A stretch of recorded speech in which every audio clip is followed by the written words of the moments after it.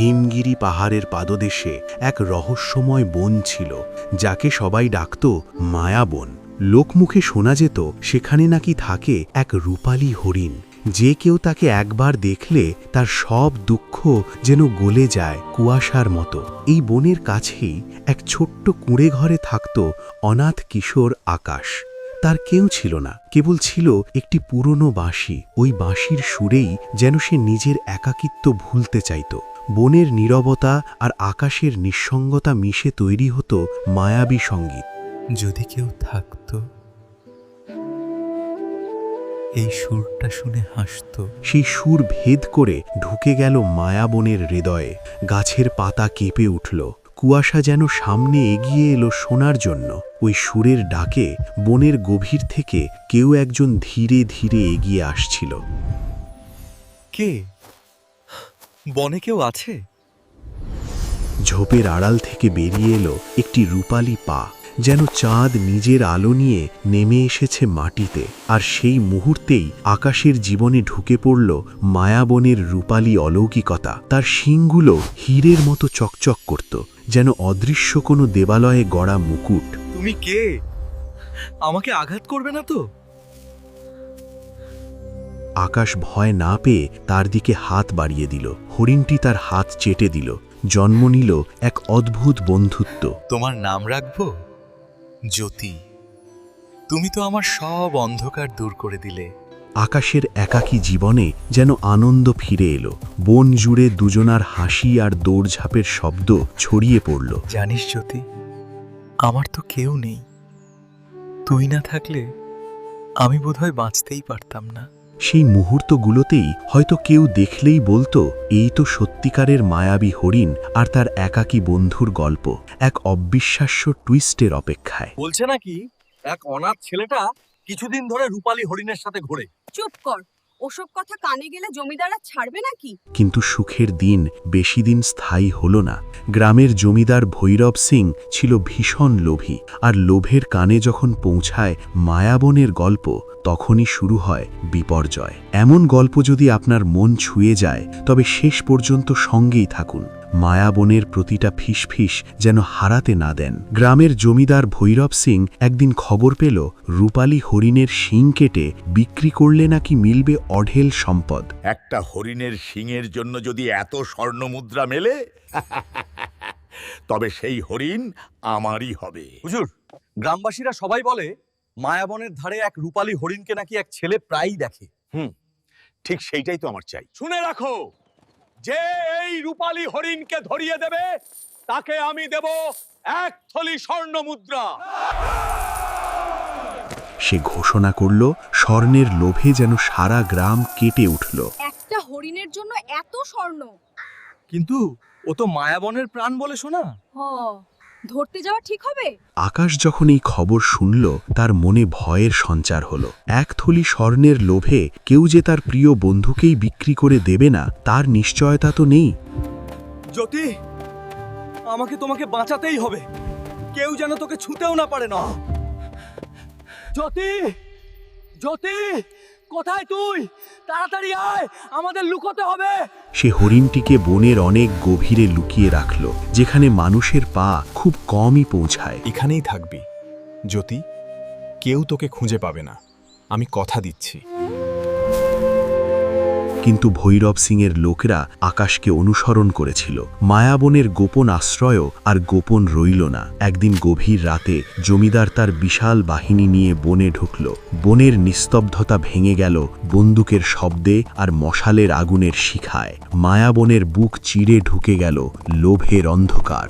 আজ বনের প্রতিটা গাছ, প্রতিটা পাখি, প্রতিটা প্রাণী যেন ভয়ে কেঁপে উঠল। মায়াবন হয়ে উঠল এক মৃত্যুপুরী। আকাশ দেখল তার প্রিয় বন আজ মৃত্যুপুরীতে পরিণত হয়েছে।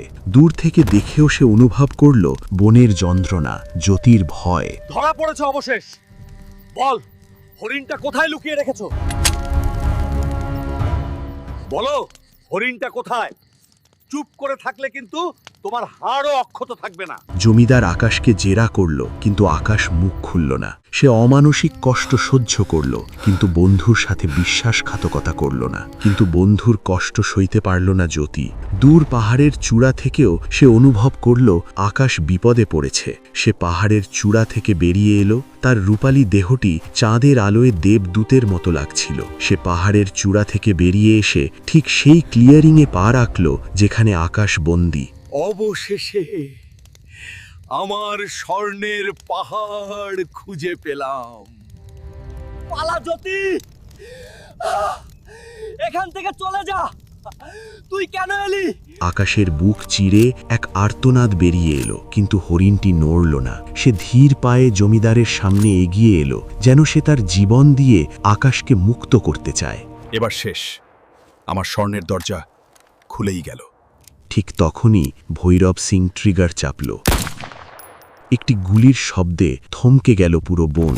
সে মুহূর্তে আকাশের চোখের সামনে ভেঙে পড়তে লাগলো তার পৃথিবী। আকাশের বুক চিরে এক আর্তনাদ বেরিয়ে এলো। হরিণটি যখন মাটিতে লুটিয়ে পড়ল, তখন কেউই বুঝতে পারেনি এটা কোনো সাধারণ মৃত্যু নয়, বরং এক জাদুকরী রহস্যের শুরু। কিন্তু অবাক করা কথা, তার দেহ থেকে রক্ত নয়, উজ্জ্বল সাদা আলো বের হতে লাগলো, যেন কোনো দেবালয় ভেঙে আলো গড়িয়ে পড়ছে মাটিতে। সেই আলো গড়িয়ে পড়ল ঘাসের ওপর, শিকড় আর পাতার গায়ে লেগে এক অদ্ভুত স্রোতের মতো ছড়িয়ে গেল বনের ভেতর।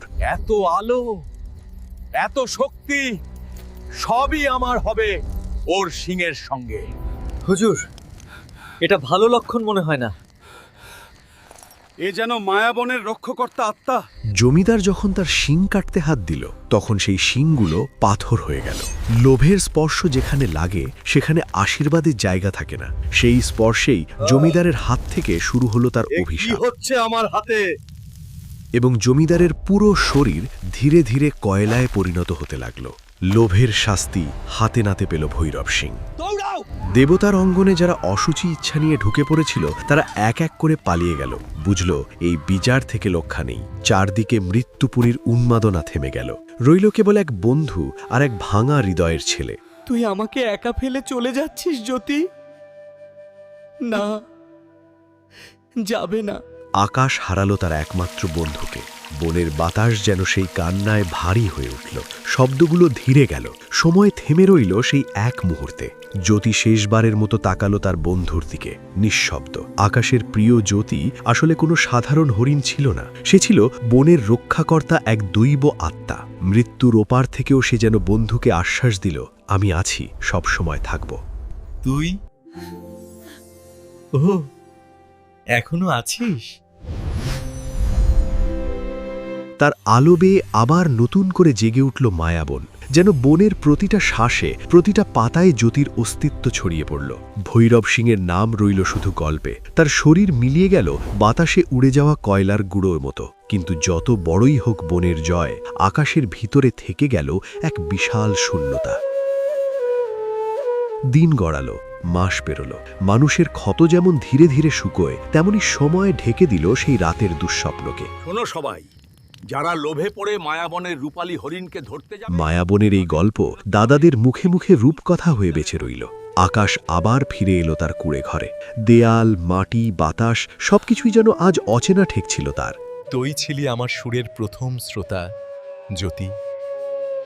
আবার বাজাবো শুধু তোর জন্য। কিন্তু তার বাঁশির সুর আর আগের মতো থাকল না। তাতে মিশে গেল প্রিয় বন্ধুর স্মৃতি, এক অদম্য অপেক্ষার কষ্ট। সেই দিনের পর রূপালী হরিণকে আর কেউ কোনো দিন দেখেনি। কিন্তু আজও পূর্ণিমার রাতে মায়াবনের ধারে বাঁশির করুণ সুর ভেসে আসে দূর থেকে। গ্রামবাসী বলে আকাশ আজও তার বন্ধুর ফেরার অপেক্ষায় বাঁশি বাজায়। আর মাঝে মাঝে চাঁদের আলোয় দেখা যায় একটি রূপালী ছায়া তার পাশে বসে সুর শুনছে।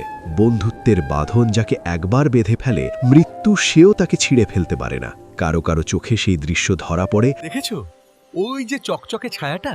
ও সত্যিই কি রূপালী হরিণের আত্মা? যেদিন প্রথম ঝোপ সরিয়ে আকাশ দেখেছিল জ্যোতিকে, হয়তো ও নিজেও জানত না এই সাক্ষাৎ বদলে দেবে পুরো মায়াবন আর এক ছোট্ট ছেলের ভাগ্য। মানুষের লোভ অনেক কিছু ধ্বংস করতে পারে, কিন্তু সত্যিকারের বন্ধুত্বের স্মৃতিকে কখনো মুছে ফেলতে পারে না। মনে রাখিস, টাকা স্বর্ণ চাইতে আগে মনটা ভালো বানানো দরকার। না হলে ভৈরব সিংহের মতো অভিশাপ নেমে আসে জীবনে। জ্যোতির আলোয় নতুন করে জন্ম নিল মায়াবন। গাছেরা আরো সবুজ, পাখিরা আরো নির্ভার, হরিণেরা আরো নির্মল হয়ে ঘুরে বেড়াতে লাগলো। আকাশও বদলে গেল। সে শুধু এক অনাথ কিশোর রইল না, সে হয়ে উঠল এক স্মৃতির পাহারাদার। দূর থেকেও হয়তো জ্যোতিও তাকিয়ে থাকে তার সুরেলা বন্ধুটার দিকে, যে প্রতি রাতে তাকে গান শোনায়। আনন্দ, ভয় আর কষ্টের এই গল্পটি আজও মায়াবনের বাতাসে ভেসে বেড়ায়, কখনো বাঁশির সুর হয়ে, কখনো পাতার সরসর শব্দ হয়ে। হয়তো কখনো যদি আপনি এই পথে হাঁটেন, হঠাৎই চোখের কোণে এক রূপালী ছায়া দেখবেন, তাহলে বুঝবেন মায়াবনের রূপকথা এখনো বেঁচে আছে। এই সুরটা যদি আপনার ভালো লেগে থাকে, মনের এক কোণে রেখে দিন, যেমন মায়াবন রেখে দিয়েছে আকাশ আর জ্যোতির গল্পকে।